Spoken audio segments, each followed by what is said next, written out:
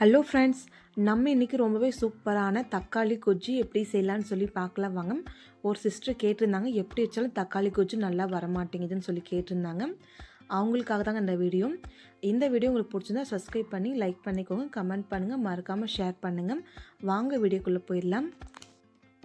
தக்காளி பழம் பார்த்தீங்கன்னா 1/2 kg எடுத்துருக்குங்க. நல்லா பழுத்து தக்காளி எடுக்காதீங்க, மீடியம் தக்காளியை எடுத்துக்கோங்க. 2 பெரிய வெங்காயம், பூண்டு, கருவேப்பிலை, 3 பச்சை மிளகா, 2 கொத்து கருவேப்பிலை. அவ்வளோதாங்க இது செய்யறதுக்கு தேவையான பொருள். ஒரு கடாய் எடுத்து வச்சுக்கோங்க. கடாய் நல்லா சுடுறதே பார்த்தீங்கன்னா எண்ணெய் ஆட் பண்ணிக்கோங்க. எண்ணெய் சூடாயிடுச்சு. இப்போ கொஞ்சமாக கடுகு ஆட் பண்ணிக்கோங்க. கடுகு நல்லா வெடிஞ்சதுமே கட் பண்ணி வச்சுருக்க வெங்காயத்தையும், பச்சை மிளகா, பூண்டு, கருவேப்பிலை எல்லாமே ஆட் பண்ணிக்கோங்க. நம்ம செய்கிற மெத்தட் எல்லாமே ஒன்று தாங்க. எண்ணெய் ஒன்று, இது கூட தண்ணி சேர்த்தக்கூடாது. எண்ணெய்க்குள்ளே நல்லா வதக்கணுங்க. இன்னொன்று பார்த்தீங்கன்னா எந்த சாப்பாடாக இருந்தாலும் சரிங்க, நம்ம அன்போடு செய்யும்போது அந்த சாப்பாடு ரொம்பவே நல்லா இருக்குங்க. கரண்டி வச்சு நல்லா மிக்ஸ் பண்ணி விட்டுருங்க. வெங்காயம் நல்லா வதங்கினதுமே நம்ம கட் பண்ணி வச்சுருக்க தக்காளியும் ஆட் பண்ணிக்கோங்க.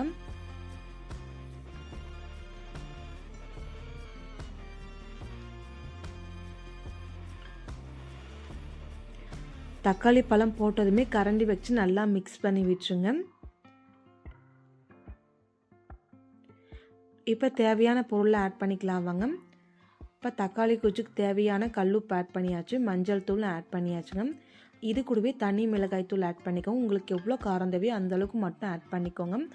இது கூட நீங்கள் குழம்பு மிளகாய் தூள் சேர்க்காதீங்க, சிக்கன் மசாலா, மட்டன் மசாலா எந்த மசாலாவும் சேர்க்காதீங்க. வெறும் தனி மிளகாய் தூள், கொஞ்சமாக மஞ்சள் தூள், உப்பு இது மட்டும் ஆட் பண்ணிக்கோங்க. வேறு எதுவுமே ஆட் பண்ண வேண்டாங்க. தண்ணி எதுவும் சேர்க்க வேண்டாங்க.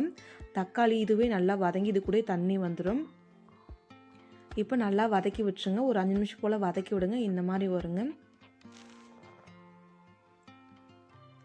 இன்னொரு 10 நிமிஷம் போல் இப்படியே வதக்கி விடுங்க. அப்போ தாங்க தக்காளியெல்லாம் நல்லா வெந்து வரும். திரும்பவும் கரண்டி வச்சு கலக்கி வச்சுங்க, அடி பிடிக்காத அளவுக்கு சிம்மில் வச்சுக்கோங்க. இந்த டைமில் இன்னொரு 5 நிமிஷம் போல் மட்டும் நம்ம இப்படியே மிக்ஸ் பண்ணி விடலாங்க. நம்ம தண்ணி எதுவும் ஊற்றல, அதனால் அடி பிடிக்க ஆரம்பிக்கும். சிம்மில் வச்சுட்டு மெதுவாக மிக்ஸ் பண்ணுங்கள், ஒன்றும் பிரச்சனை இல்லை.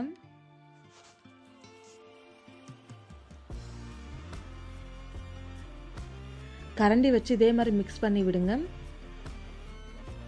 நம்ம கரண்டி வச்சு இதே மாதிரி மசிச்சு விட்டோம்னா சீக்கிரமாக தக்காளி எல்லாம் நல்லா வெந்து வந்துடுங்க. இப்போ ரெடி ஆகிடுச்சு. இது கூடவே மேலால் கொஞ்சமாக கொத்தமல்லி ஆட் பண்ணி இன்னொரு 2 மினிட்ஸ் போல் நான் இப்படியே வதக்கி விட்டுருங்க.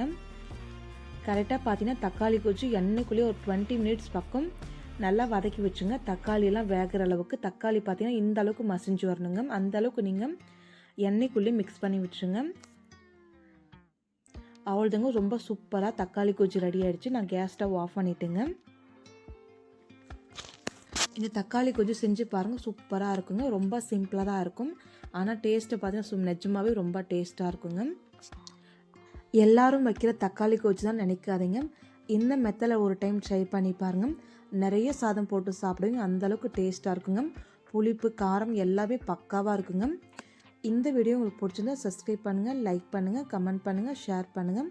Thank you friends. நாளைக்கு பார்க்கலாம் வேற ஒரு வீடியோவில்.